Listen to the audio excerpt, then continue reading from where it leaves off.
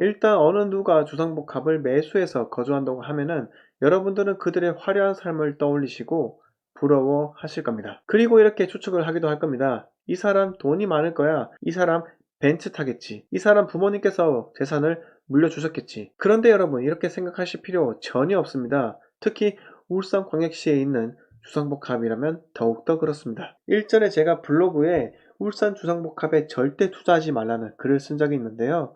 당시 부동산 카페에서 엄청 욕먹을 정도의 글이었는데, 요지는 울산 주상복합은 분양가 대비 투자율이 저조한 것이 대부분이다. 그러므로 투자는 금물이다 라는 내용이었습니다. 저는 이번 시간을 통해서 여러분들이 어렵게 모은 투자금을 엉뚱한 주상복합에 투자하지 말고 확률이 높고 수익률은 더 높은 아파트에 투자하는 것이 현명한 방법이다 라는 인식을 심어드리고자 합니다. 자, 영상 시청하기 앞서 구독, 좋아요, 알림 설정 부탁드리겠습니다. 먼저 주상복합의 간단한 정의부터 짚고 넘어가겠습니다. 네이버 지식백과를 통해 검색을 하자면 주상복합은 주거공간과 상업공간이 복합된 건물이고 지상 2, 4층은 상업공간이고 5층 이상은 주거공간이다. 도심에 위치하여 교통이 편리하고 생활이 편리하며 초고층으로 지어져 조망이 좋다는 장점이 있지만 상업용지에 세워지므로 분양가가 비싸고 관리비와 재산세도 일반 아파트보다 많이 지출되는 단점이 있다. 전용 면적이 적어 답답하며 일반 아파트보다 수요가 적어 황금성도 떨어진다. 자, 이렇게 주상복합 정의에 대해 네이버에 잘 나와 있습니다. 일단 주상복합은 상업지역에 지어지게 됩니다. 지도상 보라색 부분이 바로 상업지역인데요. 보통 상업지역은 교통이 편리하다는 장점이 있습니다. 그리고 건물을 얼마만큼 높게 지을 수 있는 규제인 용적률도 상당히 높기 때문에 고층 건물도 많이 들어설 수 있는 겁니다. 원래 상가, 오피스 등 비주거 시설을 지으라고 허용된 곳이 상업지역입니다. 하지만 공급 대비 주거 수요 증가라는 이유로 주거용 오피스텔이나 주상복합이 우후죽순으로 들어서게 됩니다. 저는 모든 주상복합에 절대 투자하지 말라는 이야기가 아닙니다.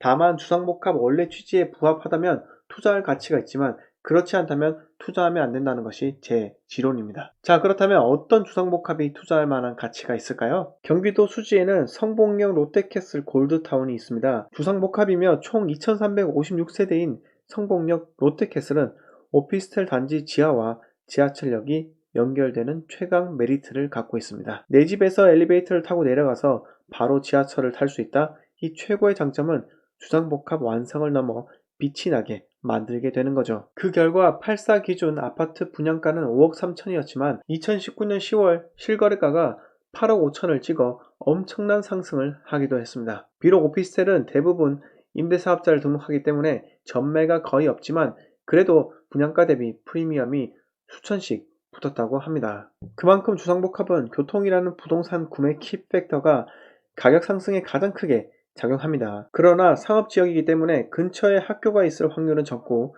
또한 대로변이기 때문에 거주의 가치는 주거지역에 위치한 아파트에 비해 떨어지기 마련입니다. 게다가 대지 지분이 아파트에 비해 현격히 작기 때문에 집가 상승에 영향이 없다고 보면 됩니다. 즉 주상복합은 교통 편의성을 제외한다면 시체라는 말과 같다는 이야기입니다. 그렇다면 5대 광역시 중 유일하게 지하철이 없는 울산광역시에 위치한 주상복합을 한번 살펴보도록 하겠습니다. 우선 2009년 1월 준공된 태화강변 울산 중구 마제스타워를 보겠습니다. 정확한 시세는 준공 2년 뒤에 형성되게 되는데요. 특히 주상복합은 미분양이 다수 있기 때문에 할인 분양을 많이 하게 됩니다. 할인 분양 때문에 주상복합 가격이 왜곡되기 때문에 준공 2년 후의 가격을 반드시 보아야 하는 이유입니다. 2011년도에는 52평의 가격대가 3억 7천에서 4억 5천 사이에 형성된 것을 확인할 수 있죠. 그런데 8년 전 가격이나 2019년 현재의 가격이나 거의 차이가 없는 것을 알 수 있습니다. 제가 이렇게 마제스타워 52평 가격이 하락했다라고 말씀드리면 대형 평수인이 당연한 거 아니냐 라고 반문하실 수도 있을 겁니다. 그렇다면 같은 지역 비슷한 연식의 우정동 우정아이파크를 한번 보겠습니다. 마찬가지로 시세가 형성되는 준공 2년 뒤인 2012년 3월경 5억대로 시작하게 됩니다. 그리고 부동산 상승기인 2015년 10월 6억 2천, 부동산 하락기인 2019년 1월은 5억 2천, 회복기인 2019년 10월은 5억 9천. 이렇게 같은 평수로 비교하더라도 주상복합과 아파트는 상승해서 큰 차이를 보이게 됩니다. 자, 84 기준으로 비교해달라는 말씀하시는 분들을 위해 30평대로 비교하도록 하겠습니다. 먼저 우정아이파크 전용 면적 84입니다.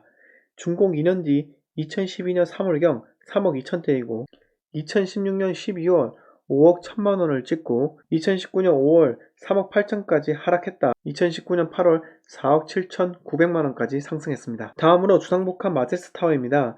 8사 기존 준공 2년 후인 2011년 2월에는 15층이 2억 4천5백에 거래가 되었지만 2018년 7월 21층이 2억 7천7백에 거래되면서 상승률은 10% 정도입니다. 7년이라는 시간이 흘렀는데도 불구하고 물가 상승률에도 못 미치는 숫자이죠. 게다가 2019년에는 단 한 건만 거래가 되었을 정도로 부동산 회복기에도 매수자가 들어오지 않아 주상복합은 황금성이 상당히 떨어짐을 알 수가 있습니다. 마지막으로 입주자 모집 공고를 통해 아파트와 주상복합을 비교하도록 하겠습니다. 먼저 최근에 분양한 주상복합이죠. 남구 문수로 두산 위브 더 제니스 입주자 모집 공고를 함께 보도록 하겠습니다. 문수로 두산 위브 84A 타입은 주거 전용 면적이 84.44, 주거 공용 면적이 31.57로 세대별 공급 면적이 약 116제곱미터입니다. 여기서 주거 공용 면적이라면 엘리베이터, 복도, 계단 등을 의미하는데 공동주택에 함께 거주하는 사람들이라면 사용할 수 있습니다. 하나 상식으로 말씀드리자면 발코니는 주거 전용, 주거 공용 중 어디에 해당될까요? 정답은 발코니는 법규상 전용 면적도 아니고 주거 공용 면적도 아닙니다. 발코니 면적은 건설사 설계에 따라 제각각이며 서비스 면적이라고도 불리기 때문에 건설사 설계 도면을 열람하는 방법 외에 그 어떤 서류에서 확인할 길이 없으니 상식으로 알아두시면 될 것 같고요. 다음으로는 중산매곡 에일리넷들 모집 공고를 살펴보면요. 마찬가지로 842 타입 기준으로 주거 전용은 84.99, 주거 공용은 25.72, 공급 면적은 110.71제곱미터입니다. 아파트인 중산매곡 애들 같은 경우 공급 면적에 대한 전용 면적, 즉 전용률은 76%가 됩니다. 주상복합 전용률 72%에 비해 4%나 더 높은 것을 알 수 있으시죠? 전용률뿐만 아니라 대지권을 비교하자면 중산매곡 84 타입의 경우 세대당 대지권이 44.8 정도 되지만 문수로 두산 위브 84 타입의 경우 세대당 대지권이 14.25에 불과하여 이렇게 주상복합은 아파트에 비해 토지 상승에 따른 가격 영향이 낮다는 것을 말씀드릴 수 있습니다. 자, 이번 시간에는 제가 여러 이유를 들어 주상복합 투자보다는 아파트 투자다라는 점을 강조해 드렸습니다. 무조건 주상복합을 사지 말라는 이야기가 아니라 투자적 측면에서 부동산을 바라본다면 주상복합이 아니라 아파트다라는 것이 제 생각이니까요. 최근 투자로 주상복합에 들어가신 분들을 공격하고자 만든 영상이 아니니까